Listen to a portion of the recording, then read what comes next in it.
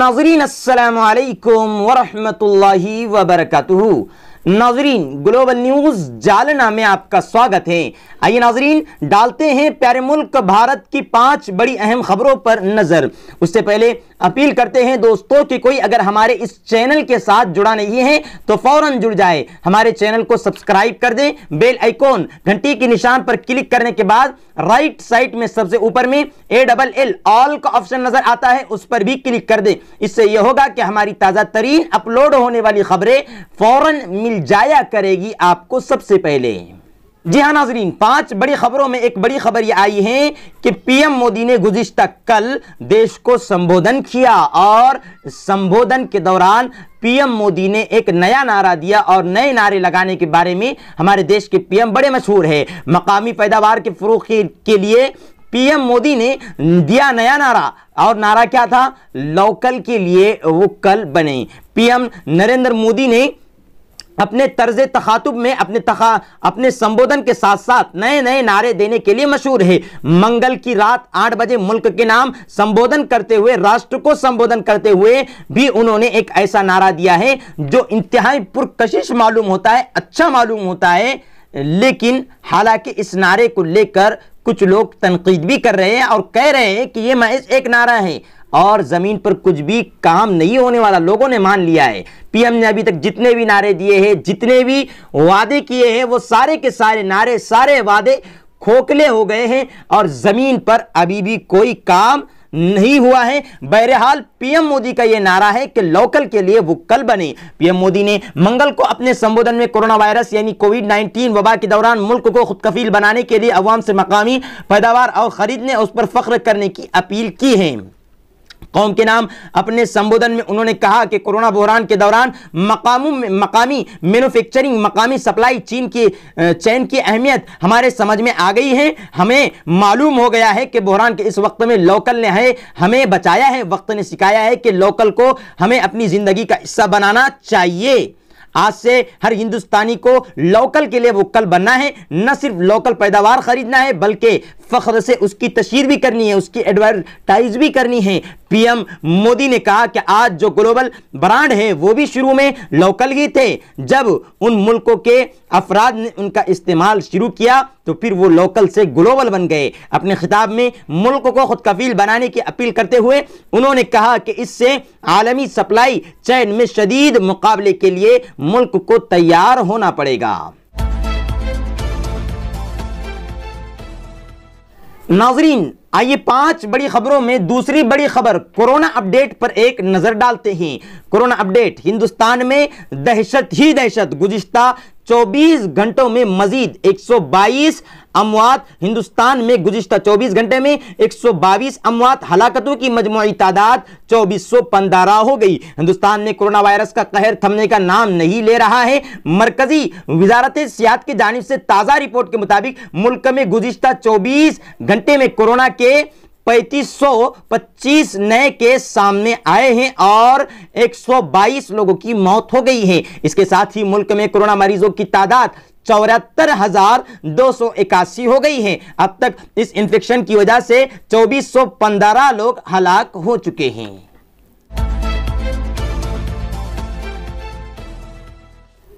नाजरीन गुज़िश्ता कल देश के पीएम नरेंद्र जी मोदी के संबोधन को लेकर एक और खबर मेरे नजरों के सामने ये आई है कि कांग्रेस ने पीएम मोदी को निशाना बनाया और कहा कि पीएम के संबोधन के बाद कांग्रेस को मायूसी के अलावा कुछ भी हाथ, मजदूरों को मायूसी के अलावा कुछ भी हाथ नहीं लगा है। पीएम मोदी के खिताब से मजदूरों को मायूसी हाथ लगी है। कांग्रेस ने वजीर आजम नरेंद्र मोदी के कौम के नाम संबोधन को मीडिया के लिए सुर्खियां हेडलाइन बताते हुए कहा कि उन्होंने मजदूरों और मेहनत कशों को मायूस किया है और उनके लिए इस ऐलान में कुछ भी नहीं है। कांग्रेस मवासिलात महकमा के सरबराह रणदीप सिंह सुरजेवाला ने कहा कि पीएम मोदी ने अपने घरों को जाने के लिए परेशान लाखों मजदूरों के साथ बेहिसी दिखाई है, बेहिस मेहनत कशों, जिससे मेहनत कशों में गहरी मायूसी छा गई है। सुरजेवाला ने पीएम मोदी के खिताब से मुतालिक अपना रद्द अमल जाहिर करते हुए वाज़ेह लफ्ज़ों में कहा कि मुअज़्ज़ज़ मोदी जी, आपने खिताब से मीडिया को खबर बनाने को हेडलाइन तो दे दी, लेकिन मुल्क को मदद की हेल्पलाइन का इंतजार है। वादे से हकीकत तक का सफर मुकम्मल होने का इंतजार रहेगा। रणदीप सिंह सुरजेवाला ने कहा कि आपने जो वादा किया है, अब उसकी हकीकत तक का सफर कब मुकम्मल होता है और वो वादा सच कब साबित होता है, मजदूरों का इसका इंतजार है, हमें भी इसका इंतजार है।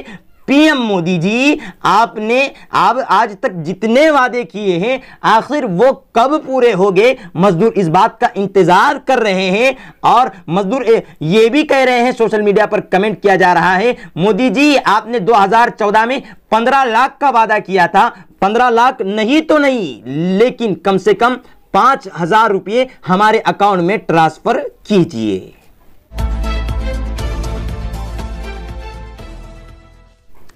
नाज़रीन, बीजेपी के एक कौमी तर्जुमान है सबमित पात्रा, जो हमेशा विवादित बयानात देने के लिए मशहूर हैं और अपने बयानात को लेकर वो हमेशा मीडिया की हेडलाइन बने हुए रहते हैं। बीजेपी के कौमी तर्जुमान सबमित पात्रा के खिलाफ हद तक इज्जत का मुकदमा दर्ज। आखिर क्यों? महाराष्ट्र पुलिस ने बीजेपी के मुतनाज़िआत तर्जुमान सबमित पात्रा के खिलाफ हद तक इज्जत का मामला दर्ज किया है। एक एहलकार ने मंगल को बताया कि यह मामला ट्विटर पर मुबैना तौर पर इश्तिहार अंगेज ट्वीट करने की शिकायत को लेकर दर्ज किया गया है। थाने पुलिस के ऑफिसर ताल्लुक़ सुखदान नारकर ने बताया कि ब्रजकिशोर दत्त नामी शख्स ने कल्याण के महात्मा फूले पुलिस थाने में शिकायत दर्ज कराई। उन्होंने बताया कि शिकायत के मुताबिक दत्त महाराष्ट्र यूथ कांग्रेस की जनरल सेक्रेटरी है। एक और ऑफिसर ने बताया कि पुलिस ने ताज़रात हिंद की दफा 500 हद तक इज्जत पर सजा के तहत गैर संगीन मामला दर्ज किया है। उन्होंने कहा कि इस तरह के मामलात में शिकायत कुनंदा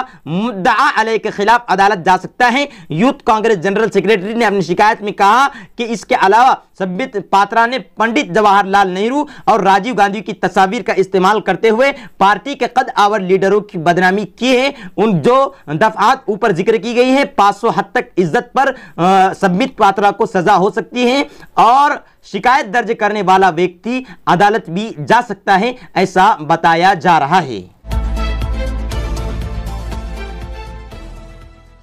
नाज़रीन, 5 बड़ी खबरों में आरोग्य सेतु ऐप को लेकर एक बड़ी खबर सामने आई है। गुज़िश्ता कल दिल्ली से 5 ट्रेनें चल रही हैं और वो मुख्तलिफ मकामात के लिए, अलग अलग मकामात के लिए चल रही है। लेकिन खास बात है साहब, उस ट्रेन के अंदर सफर करने वालों के लिए अब एक शर्त यह है कि आरोग्य सेतु ऐप उसके मोबाइल में डाउनलोड होना जरूरी है। अक्सर मजदूर तो बेचारे ऐसे हैं जिनके पास सादा मोबाइल है और कुछ मजदूर ऐसे हैं जिनके पास बड़ा मोबाइल है। तो बताइए, क्या सादा मोबाइल वालों के लिए क्या सुविधा उपलब्ध की गई है और उनके लिए क्या लाहे अमल तैयार किया गया है? क्या सिर्फ बड़ा मोबाइल रखने वाले, एंड्रॉयड मोबाइल इस्तेमाल करने वाले ही सफर कर पाएंगे? सादा मोबाइल रखने वाले क्या सफर नहीं कर पाएंगे? सरकार को इसके बारे में जवाब देना चाहिए और निश्चित रूप से बताना चाहिए। खैर, खबर यह है कि रेलवे ने आरोग्य सेतु ऐप को लाजमी करार दिया। सादा मोबाइल रखने वालों के लिए शदीद मसाइल और सवालात खड़े हो रहे हैं। रेलवे ने मंगल से शुरू होने वाली खुसूसी ट्रेनों में सफर के लिए फोन पर आरोग्य सेतु ऐप डाउनलोड करना लाजमी करार दिया है। इससे कबल पीर को रेलवे ने फोन में यह ऐप रखने का मशवरा दिया था, जो लाजमी नहीं था। हर दिन नई हिदायत से उसके कंफ्यूजन का पता चलता है। रेलवे ने दिल्ली से बड़े शहरों के माबैन खुसूसी ट्रेनें चलाने का ऐलान किया था, जिनके की सफरी हिदायत पर इस ऐप को फोन पर रखना लाजमी नहीं था। लेकिन पीर की आधी रात को रेलवे की वजारत ने एक ट्वीट देकर उसे लाजमी करार दिया है। सवाल यह है कि जो लोग सादा मोबाइल इस्तेमाल करते हैं, क्या वो सफर नहीं कर पाएंगे? क्या स्मार्टफोन वाले ही सफर कर सकते हैं? मजदूरों और गरीबों को सफर से रोकने के लिए यह कोशिश तो नहीं? सवाल यह भी, हाँ जी हाँ, सवाल यह भी है कि हुकूमत जानती है कि अक्सर मजदूरों के पास तो बड़ा मोबाइल नहीं होगा, तो सवाल यह भी पैदा होता है कि मजदूरों को घर पहुंचने से रोकने के लिए, मजदूरों को सफर करने से रोकने के लिए कई ये एक कोशिश तो नहीं, ये एक साजिश तो नहीं। ट्वीट में कहा गया है कि रेलवे कुछ मुसाफिर ट्रेन सर्विस शुरू करने जा रही है। सफर शुरू करने से पहले मुसाफिरों के लिए फोन पर आरोग्य सेतु ऐप डाउनलोड करना लाजमी होगा।